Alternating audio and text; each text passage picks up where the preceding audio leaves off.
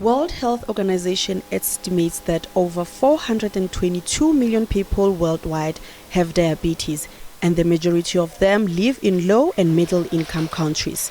Unemployed young people living with diabetes who cannot afford medical costs are advised to use their small backyard spaces to plant vegetables that they can consume daily for a healthy diet. When you're on a tight budget, consider eating brown bread as opposed to amagwinya, because this is our staple food. Having vegetables during lunch as opposed to ikota, banichao, because this is how we socialized. So on a tight budget, you can have just a choice of 2 vegetables and your starch and protein. You covered for half a day. And then comes supper, same thing. When you add the 2 vegetables or 3 vegetables, well, I can say 3 or 4 because there'll be tomato and onion that provide for a gravy. The CEO of Healthy Living Alliance says nuts are actually a good, affordable snack that won't spike blood sugar levels for diabetes patients. We could look at frozen, at dried fruits, could look at, peanuts, as some of the alternative in terms of healthy snacks in between when people want to keep their energy without raising their blood level.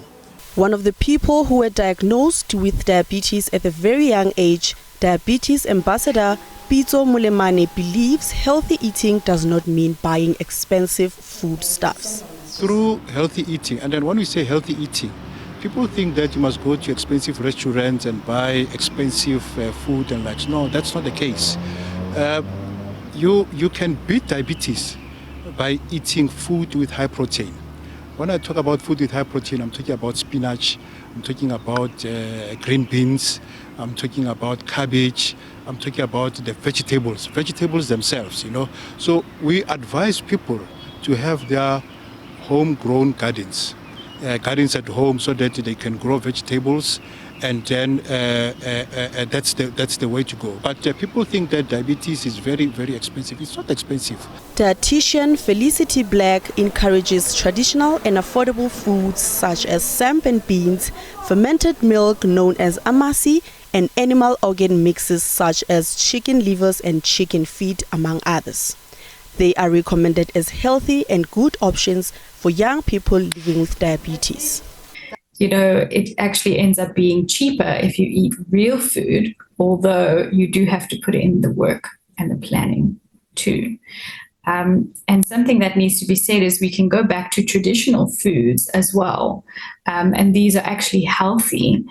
So things like your samp and beans, your amasi, having animal organ meats, things like chicken livers, very affordable. Diabetes specialist nurse Michael Brown also weighed in. And remember that the International Diabetes Federation theme for World Diabetes Day this year, happening on the 14th of November, is diabetes and wellness. And that means we're looking at diabetes way beyond just what is your blood glucose, what is your blood pressure, what are your blood fats, what is your waist circumference, and so on.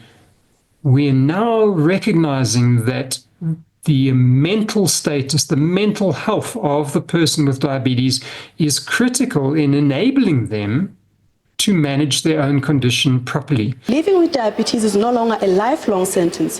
While it can be a daily challenge, especially for young people who are navigating life on a tight budget.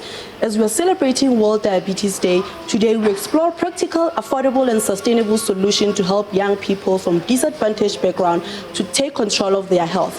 However, managing this condition doesn't have to be expensive because everyone deserves a chance to live a healthy life. For SABC News, I'm Xoliswa Makiki, Johannesburg.